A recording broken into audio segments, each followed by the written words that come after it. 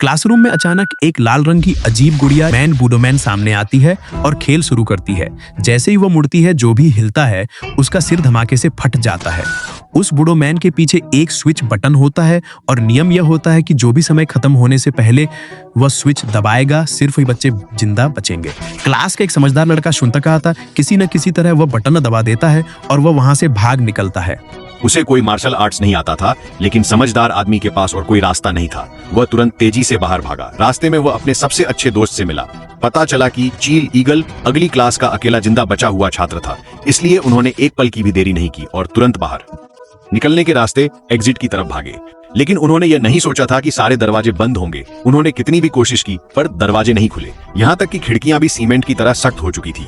अब कोई रास्ता नहीं बचा था, इसलिए वे स्कूल के स्पोर्ट्स हॉल खेल के मैदान में आ गए। जब वे अंदर गए तो उन्होंने देखा कि जिंदा बचे हुए सारे सहपाठी वहीं जमा थे। उन सब ने चूहों जैसे कपड़े पहने हुए थे और उन्हें देखकर लग रहा था कि वे ज्यादा समझदार नहीं है।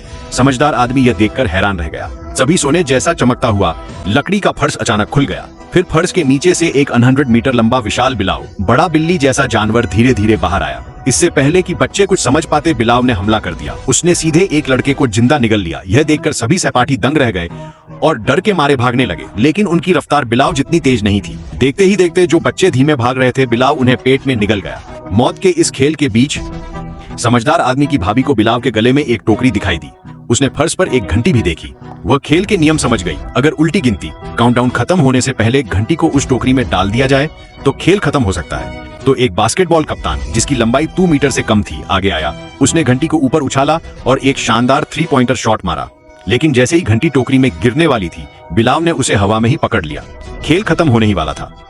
बिलाव ने अपने छोटे से हाथ से पूरी ताकत लगाकर लड़के को हल्के से फेंका। जब तक बाकी बच्चे कुछ समझते, वह लड़का दीवार से जा टकराया और उसकी मौके पर ही मौत हो गई।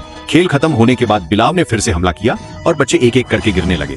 तभी समझदार आदमी ने ध्यान से देखा कि बिलाव सिर्फ उन्हीं लोगों पर हमला कर रहा है जिन्होंने चूहों वाले कपड़े पहने हैं। उसने तुरंत सबको अपने कपड़े उतारने को कहा। अगले ही पल बिलाव शांत हो गया। सबको लगा कि अब वे सुरक्षित हैं, लेकिन अपना टारगेट खोने के बाद बिलाव ने बिना देखे सब पर हमला करना शुरू कर दिया।